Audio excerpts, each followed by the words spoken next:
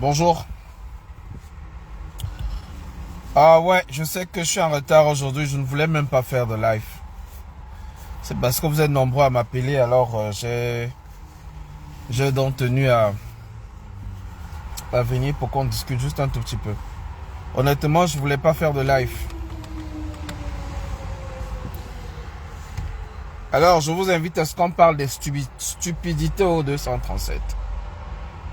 Qu'est-ce que vous trouvez de stupide au 237?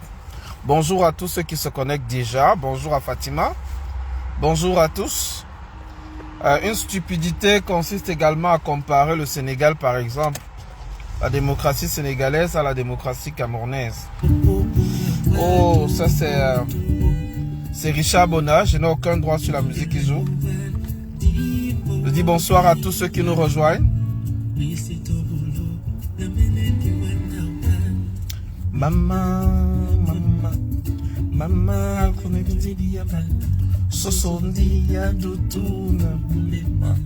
Bonsoir Fatima. Bonsoir à toi. Bonsoir à tous ceux qui nous rejoignent. Bonsoir à Auréla Camara. Bonsoir à tous. Merci de vous connecter. Les stupidités qu'on peut rencontrer, les incongruités, les oppositions. On commence dans 30 secondes. Mais il fait chaud en tabarouette. Il fait chaud. C'est pas possible. On ne peut pas faire autant chaud. C'est pas possible. Bonjour Fatima. Langadef. Langadef Sognasi. Daïsi Jam. Namenalade. Namenalade trop. Je dis bonsoir à Patricio, bonsoir à tous ceux qui nous rejoignent. Nous allons ouvrir le débat. Le débat porte sur le Cameroun, l'Afrique en général. Quelles sont les stupidités que vous rencontrez en Afrique? Qu'est-ce qui vous semble stupide en Afrique? Mangifirek, Malaraode, Namenalade, Namenala trop, Namela trop, Wakam. Dakar, Kafountine, Tambacounda, Ziguinchor, Dakar, Sénégal, Sénégal, yup, Sénégal, yup, Sénégal, Rek, Sénégal, Berne, Niar, Sénégal, Rek, ah, Mangifi Rek Sognasi, Namenalade. Namenala trop. Daïsi Jam. Yanginos. Fatima. Fatima. Namenala de. Bon, je mets même la clim, ça chauffe. Je dis bonsoir à tous ceux qui nous rejoignent dans le direct. Parce que je vais devoir quand même couper. Je vais devoir couper.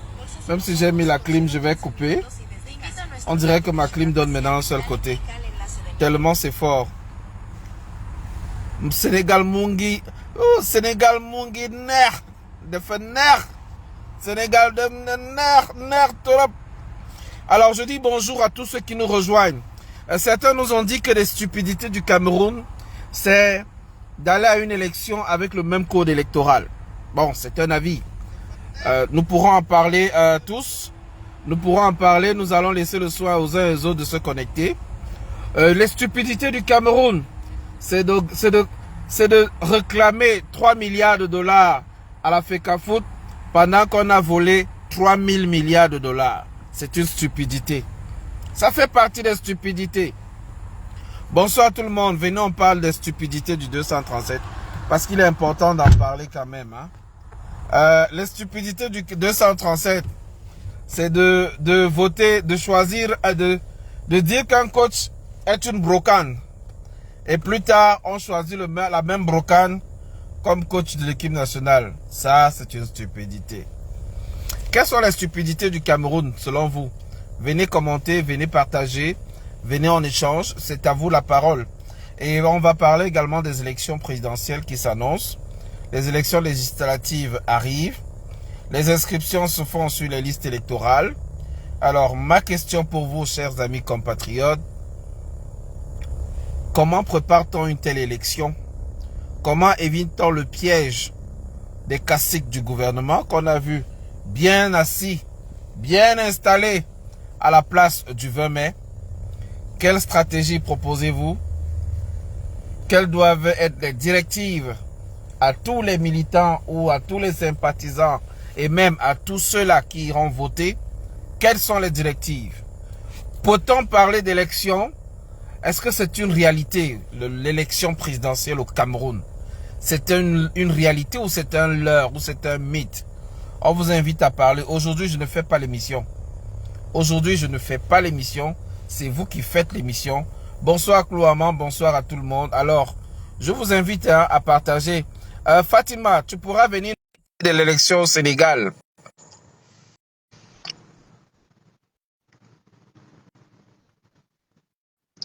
Fatima, je t'invite, tu pourras venir nous parler des élections au Sénégal, s'il te plaît. Je vais t'envoyer une invitation ou alors tu envoies une invitation, je la valide. Comment la jeunesse s'est mobilisée au Sénégal pour faire le poids face à la Cour constitutionnelle?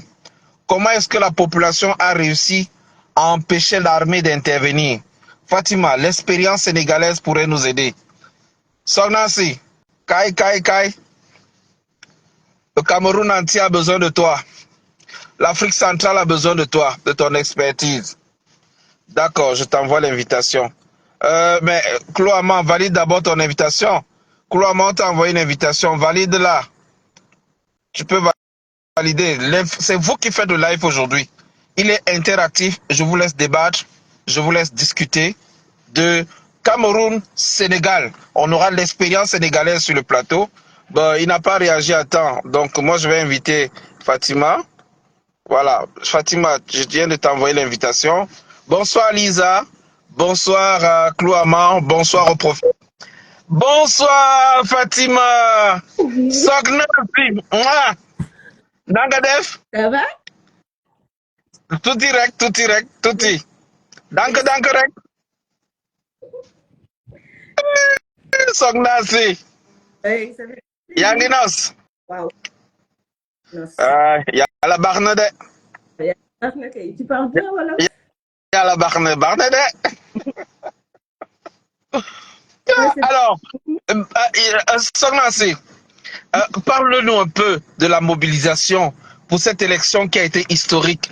Comme d'habitude, les belles expériences du Sénégal. Comment la jeunesse s'est mobilisée?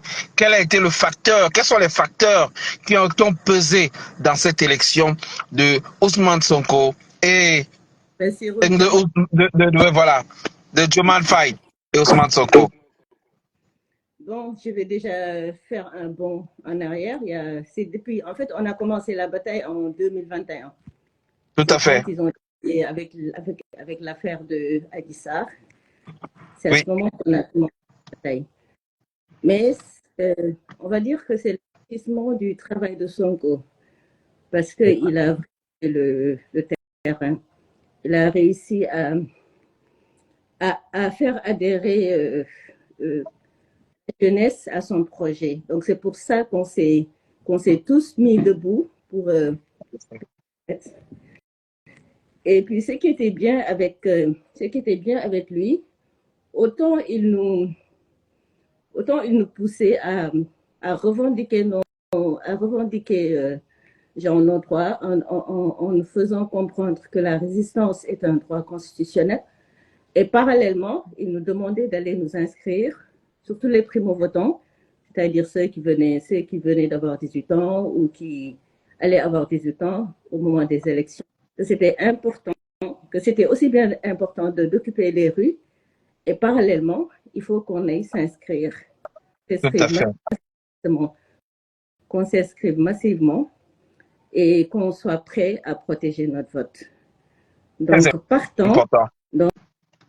partant, pourquoi la lutte pourquoi elle a réussi? On va dire qu'on a dispersé nos forces. Il y avait ceux qui occupaient les rues, il y avait ceux qui occupaient les réseaux sociaux, et on a réussi aussi, la partie de la population la plus réticente, c'était nos mamans et nos papas. Donc, on sait qu'en fait, habituellement, ils adhèrent toujours au parti au pouvoir. Mais là-bas, on a abattu un travail extraordinaire et on a réussi à les convaincre, en fait, à leur dire que, genre, vous allez partir et tout, et vous allez laisser le pays, vous allez nous laisser le pays et à nous et aux générations qui vont venir. Et genre, il faut qu'on change, quoi. Et puis, il est temps, et puis l'autre mentalité, il est temps, comme on dit chez nous, le ñepp bok, ñepp jot si. C'est-à-dire le bien commun, en fait. Tout le monde doit, Très bien. tout le monde doit intégrer le truc. Ce qui appartient à tout le monde doit revenir à tout le monde, en fait. Tout à fait. Donc, en fait, il y a parallèlement aussi, au-delà du fait de nous battre pour Ousmane Sonko, il fallait qu'on fasse Macky Sall. Donc, c'est Tout à fait. beaucoup de fronts ouverts, en fait. Mais en fait, ce qui est bien au Sénégal, je ne le dis pas pour me vanter, au contraire, c'est une fierté. Mais c'est une fierté. Voilà, je veux dire, c'est une solidarité qu'il y a ici. Entre nous, on peut, mais quand il s'agit de l'intérêt commun, on forme un bloc. Et vu que c'est une population, donc c'était facile en fait pour nous. Donc on a fait un bloc pour combattre Macky Sall. On a fait un autre bloc pour soutenir Ousmane Sonko et ses alliés. Donc c'était ça en fait. Et puis de plus en plus, on s'est intéressé, les gens se sont intéressés à la politique. Il y a plein, donc il y a plein de ce qu'on appelle les ndongodara. Les gens étaient à l'école, ils ont fait que l'école coranique. Ils ont commencé à décortiquer la Constitution, donc, à jouer avec la Constitution, avec le droit. C'était, en fait, ça a suscité une curiosité. Les gens se sont intéressés à la politique. Et partant, ça a été plus facile quand les élections ont été confirmées par le Conseil constitutionnel qui a aussi joué un grand rôle parce qu'il a dit les élections vont avoir lieu. Donc c'était de base, c'était le 25 février. Quand Macky Sall a repoussé, le Conseil constitutionnel lui a dit niet. Le 2 avril, ton mandat va se terminer, donc tu te débrouilles. À partir du 2 avril, tu n'es plus président, tu te débrouilles. Il a voulu jouer sur la durée et tout. Le conseil lui a donné une date. Il lui a donné la date de, je pense que c'était après le 25 mars. Quand il s'est rendu compte que dans une impasse, il a été obligé de retenir le 24 mars. Donc, comme ça. Alors, quand on va faire les élections, déjà on était préparés. Il y avait aussi la diaspora aussi. Hein. La diaspora, il faut que je le... La diaspora était très active. Non, la diaspora a joué un gros rôle. Que dans notre lutte ici au Sénégal, la diaspora nous a financés.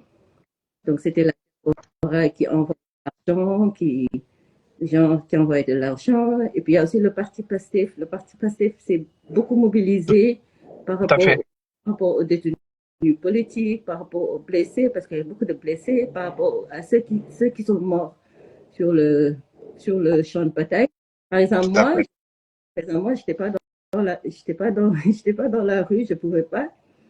En fait, on s'était organisé, on préparait des beignets, on préparait des jus, on allait disposer ça dans des coins de rue. Donc, tu vois, les gars, quand ils se sentaient fatigués ou voulaient faire une pause, ils venaient, ils prenaient un sachet de beignets ou une bouteille de jus. Donc, chacun participait à sa manière.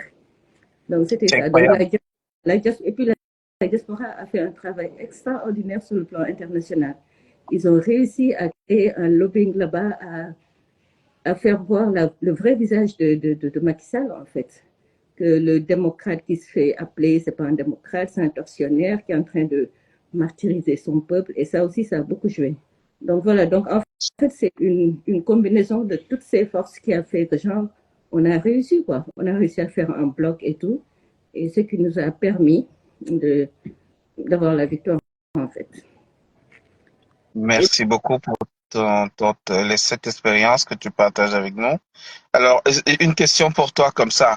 Est-ce qu'il est envisageable qu'un président de 42 puisse faire 42 ans au pouvoir au Sénégal? Parce que quand je réponds souvent à cette question, on dit c'est parce que j'aime trop le Sénégal. Mais toi qui es sénégalaise, est-ce qu'un président peut faire 42 ans au Sénégal? Non, jamais. Je pense même pas. Parce que moi, depuis que j'ai connu quoi? J'ai connu depuis ma naissance, j'ai connu la fin de Abdou Diouf. J'ai connu Abdou Oui. Diouf.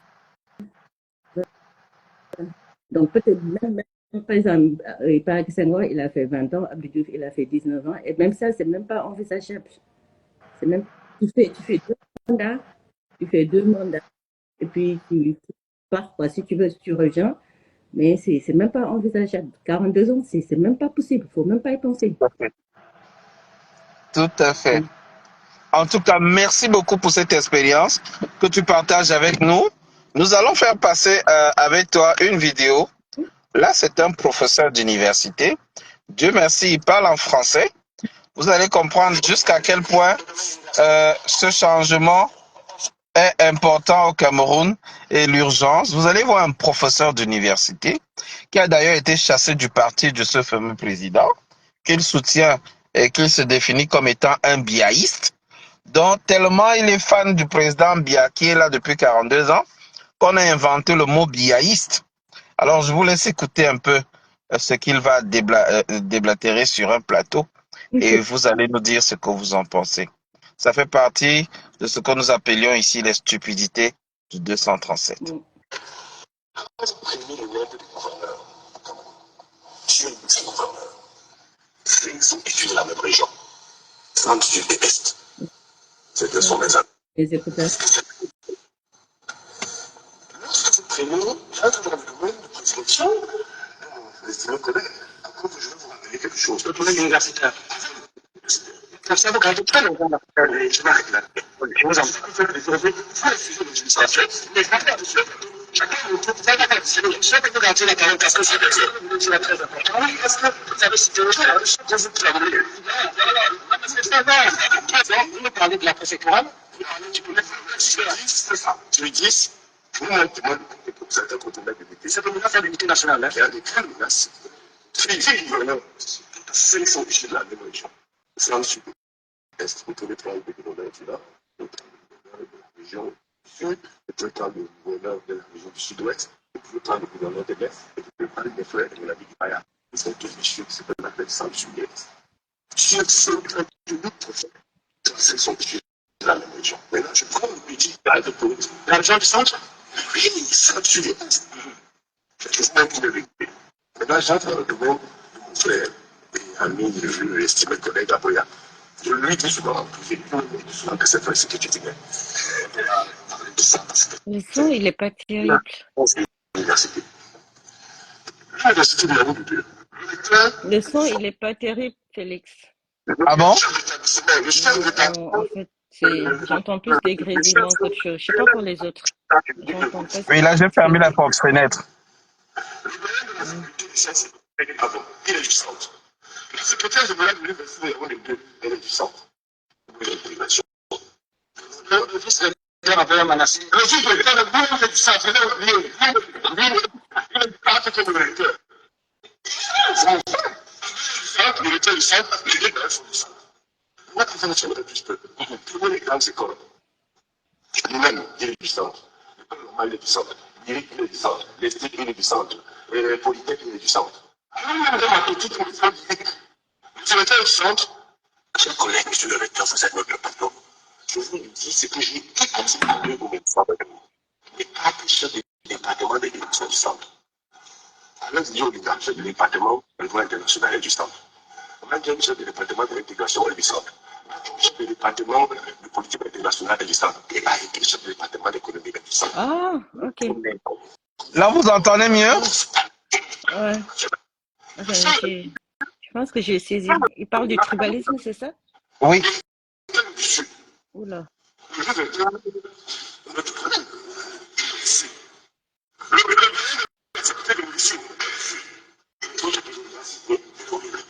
On regardait quelque chose d'encore de très grave. L'université de Douala. L'université de Douala a 11 établissements. Des causes. Sur les 11 88 qui ont occupé par le centre sud de l'Est. Je vais citer. Le lecteur Gaulois, il sort.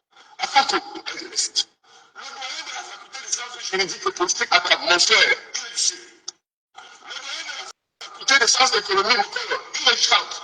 Le doyen de la faculté de lettres, il est du sud. Le directeur de l'Est, il est du sud. Quand il veut, actuellement, l'unité. L'unité fonctionnelle, l'unité opérationnelle. Vous voyez donc que je ne vais pas confisquer la parole. Donc, si le son n'est pas très bon, je vous résume en fait la vidéo. Le son n'est pas très bon, je suis désolé. Alors, il est dûment parti au pouvoir, mais on a envie de dire que de temps en temps, il retrouve un peu sa lucidité. Et il montre ici comment l'État a été est accaparé, les postes stratégiques de l'État sont accaparés par les gens qui sont de la même tribu que le président. Et hier, le 20 mai, on célébrait la fête de l'unité au Cameroun et il pose bien la question de quelle unité parlons-nous.